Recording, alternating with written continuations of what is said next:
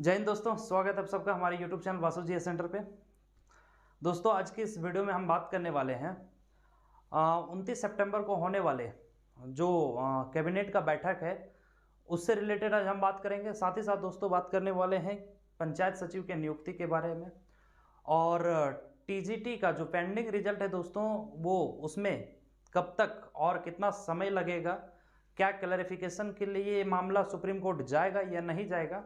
साथ ही साथ बहुत ही बेसब्री से इंतजार कर रहे हैं JSSC के अलग अलग एग्जाम का तैयारी कर रहे हैं उन तमाम स्टूडेंट्स के लिए बात करेंगे जो अपने अपने एग्जाम के तैयारी करके और एग्जाम का प्रिपरेशन कर और परीक्षा के इंतजार में बैठे हुए हैं। तो वीडियो के लास्ट तक बने रहिए। साथ ही साथ दोस्तों अगर चैनल पे आप नए हैं तो चैनल को सब्सक्राइब कर लें क्योंकि इसी तरह के लेटेस्ट अपडेट हम आपके बीच लेकर आते रहते हैं। साथ ही साथ अगर वीडियो अच्छा लगे तो लाइक और शेयर जरूर करें। चलिए बात करते हैं कि 29 सितंबर को होने वाला कैबिनेट मीटिंग में क्या कुछ होने वाला है या फिर 29 सितंबर को जो कैबिनेट मीटिंग होगा, कैबिनेट का जो बैठक होगा, इससे क्या आप उम्मीद कर सकते हैं इन तमाम चीज़ों के बारे में। दोस्तों जैसा कि मैं आपको बता दूं कि जैसा कि पता चल पाया है कि 29 सितंबर को जो कैबिनेट का मीटिंग बुलाया गया है उसमें दोस्तों उसका मोटिव एक ही है कि विशेष सत्र का मतलब विशेष सत्र जो होना है। हालांकि ये एक्सपेक्टेड डेट बताया गया दोस्तों कि दुर्गा पूजा के बाद विशेष सत्र बुलाया जाएगा और ये 15 अक्टूबर के पहले, ठीक है। तो इट मीन्स 5 अक्टूबर को दुर्गा पूजा समाप्त हो रहा है और 15 अक्टूबर इसी के बीच में दोस्तों एक विशेष सत्र बुलाया जाएगा झारखंड का, है ना, झारखंड कैबिनेट का, जिसमें दो महत्वपूर्ण बिंदुओं पर चर्चा होनी है। सबसे पहले 1932 के खतियान को लेकर और 27% का जो OBC आरक्षण दिया गया है, तो ये दो बिंदु पे चर्चा होने वाला है। अब इसको दोस्तों इसका बिल लाया जाएगा और इसको मतलब कंप्लीट एक कानूनन रूप दिया जाएगा। जैसा कि आपको पता है कि इससे पहले जो बैठक हुआ था उसमें हेमंत सरकार के द्वारा इसको हरी झंडी दे दिया गया, 1932 के खतियान को लागू कर दिया गया, लेकिन इसका प्रोसेस बचा हुआ है। तो इसके लिए विशेष सत्र बुलाने के लिए एक कैबिनेट का मीटिंग होना है जो 29 सितंबर को होना है, ठीक है। साथ ही साथ उस बैठक में और भी कई ऐसे महत्वपूर्ण फैसले लिए जाएंगे या फिर महत्वपूर्ण ऐसे बिंदु है जिस पे चर्चा होगी।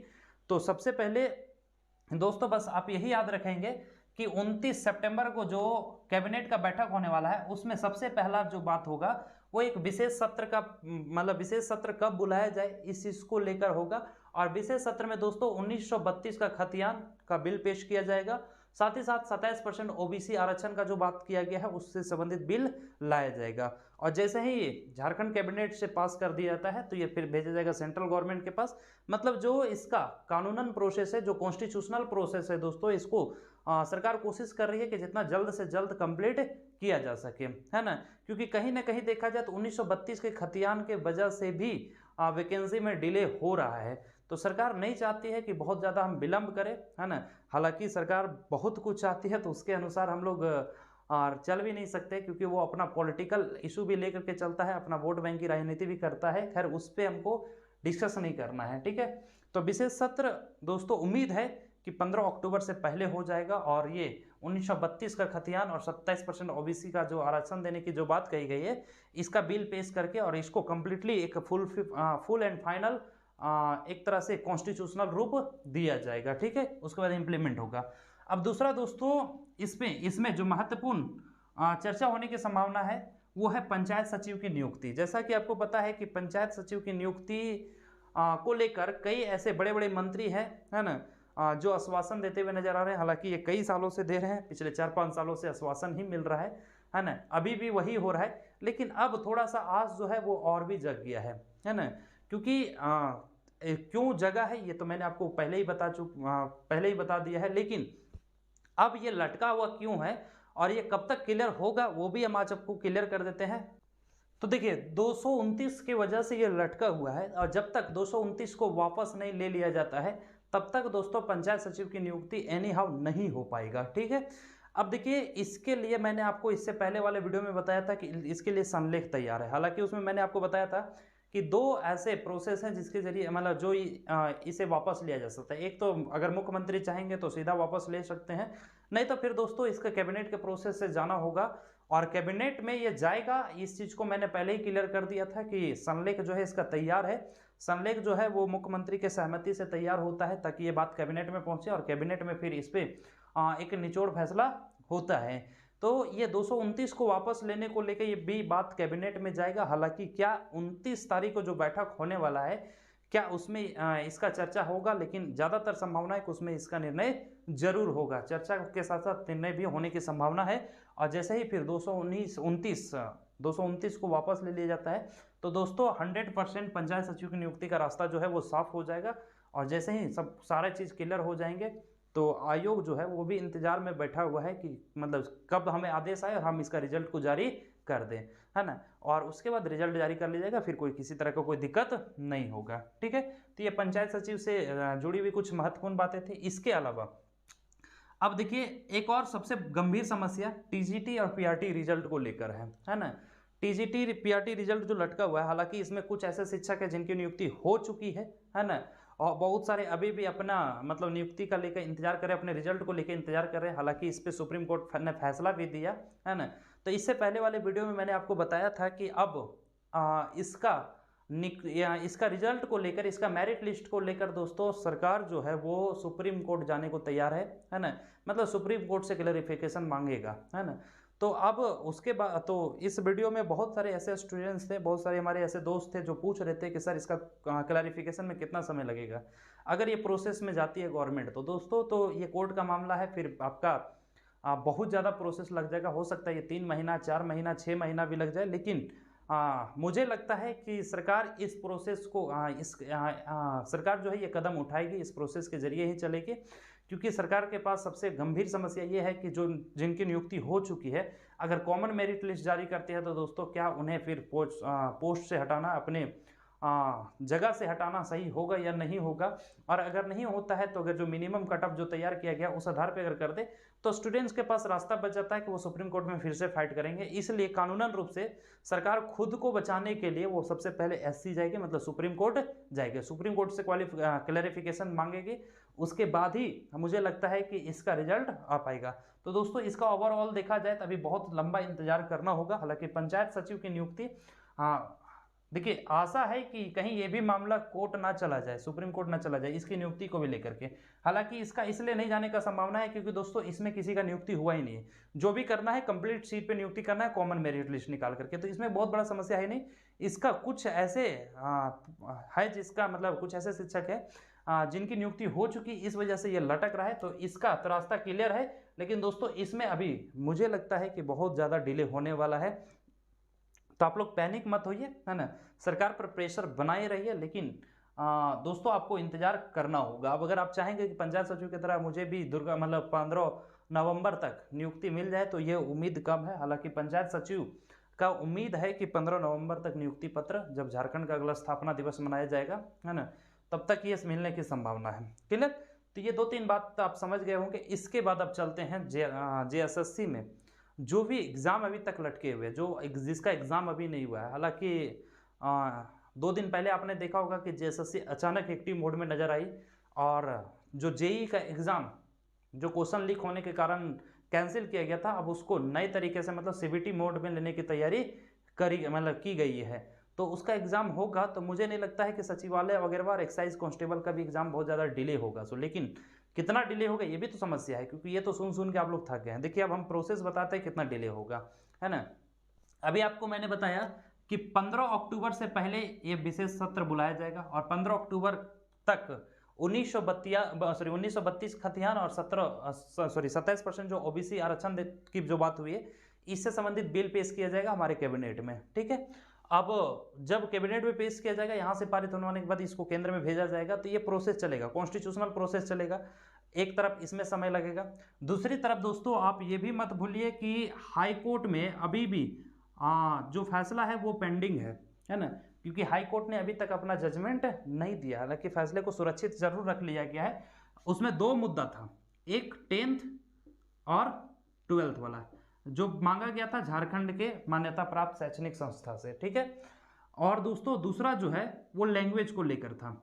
तो ये दोनों मुद्दे को लेकर हाई कोर्ट जो है वो फैसला सुरक्षित रख लिया है।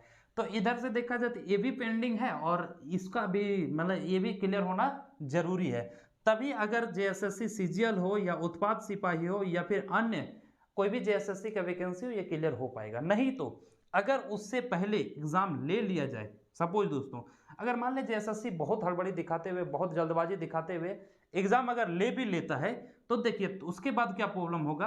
अगर मान लीजिए कि हाई कोर्ट का फैसला आ जाता है, ठीक है, स्टूडेंट्स के पक्ष में, तो दोस्तों बताइए इस एग्जाम को कोई मतलब रह जाएगा? आपको क्या लगता है, कोई मतलब रहेगा? नहीं रहेगा। ठीक है, अब क्यों नहीं रहेगा ये आप अच्छे ढंग से समझ रहे हैं, क्योंकि दोस्तों जिनका 10th और 12th जो जनरल वाले हैं, जिनका 10th और 12th झारखंड से बाहर से हुआ है, और अगर वो झारखंडी हैं, अगर ये फैसला इनके पक्ष में आ जाता है और अगर जेएसएससी सीजीएल अपना एग्जाम करा देता है और इस नियम के वजह से वो अपना फॉर्म डालने में असमर्थ थे, तो आप बताइए उस चीज को लेकर विवाद होगा कि नहीं होगा? क्या पता फिर से मामला कोर्ट चला जाए। और नहीं तो लैंग्वेज में प्रेफरेंस, जो रीजनल लैंग्वेज है ना, उसमें बहुत सारे स्टूडेंट चाहते हैं, क्योंकि झारखंड का 61% ऐसी जनसंख्या है ना जो हिंदी बोलते हैं, ठीक है, और हिंदी को ही क्षेत्रीय भाषा से हटा दिया गया। तो ये भी क्लियर करना जरूरी है। ओवरऑल आप शॉर्ट में समझिए, इतने दिनों से इन सारे टॉपिक्स को आप देख रहे हैं, तो उम्मीद करते बहुत ज़्यादा बोलने की आवश्यकता नहीं पड़ेगी इन सारी चीज़ों में।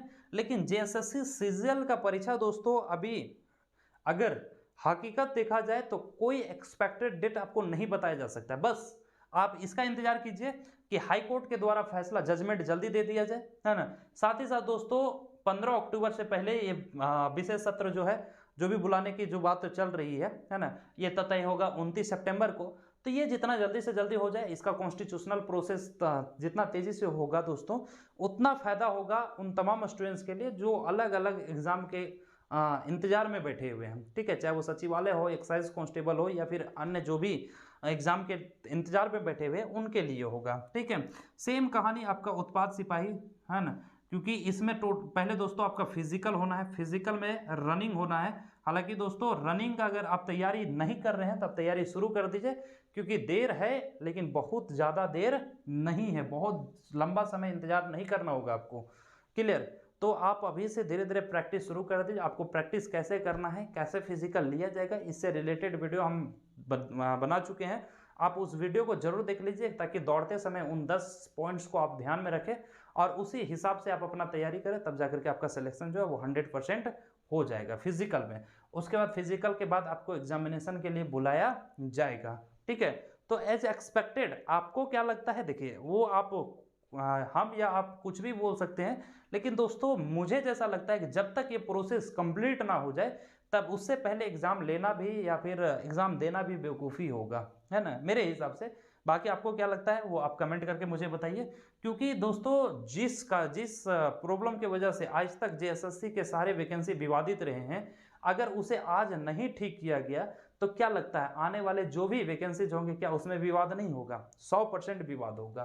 क्लियर? तो जेएसएससी सीजीएल के लिए अभी आपको और भी इंतजार करना होगा, एक्साइज कांस्टेबल की रनिंग के लिए आपको अभी और इंतजार करना होगा, क्योंकि मेन मुद्दा जो है दोस्तों ये बना हुआ है। ठीक है, जब तक हाई कोर्ट का फैसला नहीं आ जाता है ना। अब हाई कोर्ट का फैसला अगर आ भी जाता है तो उसके बाद का प्रोसेस मैंने आपको बताया था, है ना। अगर वीडियो को मिस किए हुए हैं तो आप उसको जरूर देख लीजिए, ताकि आप किसी भी तरह के कोई डाउट में ना रहे, असमंजस में नहीं रहे। ठीक है, बाकी ओवरऑल देखा जाए तो 29 सितंबर को जो कैबिनेट का बैठक होना है, कैबिनेट मीटिंग होना है, ये बहुत ही महत्वपूर्ण रहेगा, है ना, क्योंकि इसमें निर्णय लिया जाएगा कि विशेष सत्र जो है वो कब बुलाया जाए। और विशेष सत्र का दोस्तों उद्देश्य बस यही है, 1932 के खतियान और 27% जो ओबीसी आरक्षण है, इस पे बिल पेश किया जाएगा कैबिनेट में, और जितना जल्दी से जल्दी हो सके यहाँ से पारित करवा के इसे सेंट्रल को भेजा जाएगा। ठीक है, ताकि कॉन्स्टिट्यूशनल प्रोसेस पूरा किया जा सके।